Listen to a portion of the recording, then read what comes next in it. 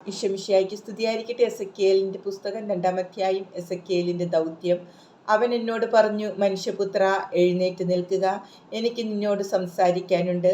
അവൻ എന്നോട് സംസാരിച്ചപ്പോൾ ആത്മാവ് എന്നിൽ പ്രവേശിച്ച് എന്നെ കാലുകളിൽ ഉറപ്പിച്ചു നിർത്തി. അവൻ എന്നോട് സംസാരിക്കുന്നത് ഞാൻ കേട്ടു. അവൻ എന്നോട് പറഞ്ഞു, മനുഷ്യപുത്ര, ഇസ്രായേൽ ജനത്തിന്റെ അടുത്തേക്ക് നിന്നെ ഞാൻ അയക്കുന്നു, എന്നെ എതിർത്ത നിഷേധികളുടെ അടുത്തേക്ക്. അവരും അവരുടെ പിതാക്കന്മാരും ഇന്നേ ദിവസം വരെ എന്നെ ധിക്കരിച്ചവരാണ്. അവർ മർക്കടമുഷ്ടികളും കഠിനഹൃദയരുമാണ്.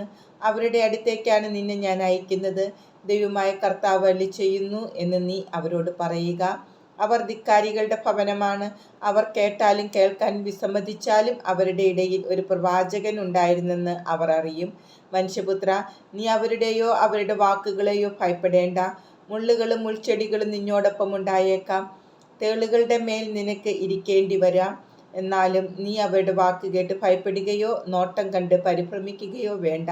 കാരണം അവർ ധിക്കാരികളുടെ ഭവനമാണ്.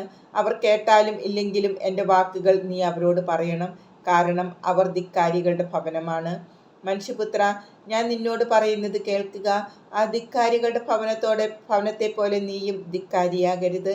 ഞാൻ നിനക്ക് തരുന്നത് വാ തുറന്ന് ഭക്ഷിക്കുക. ഞാൻ നോക്കി, അതാ നീട്ടിയ ഒരു കരവും അതിലൊരു ലേഖന ചുരുളും. അവനത് എൻ്റെ മുമ്പിൽ വിടർത്തി. അതിൻ്റെ അകത്തും പുറത്തും എഴുതിയിരുന്നു. അതിൽ വിലാപങ്ങളും പരിദേവനങ്ങളും ദുരിതങ്ങളും രേഖപ്പെടുത്തിയിരുന്നു.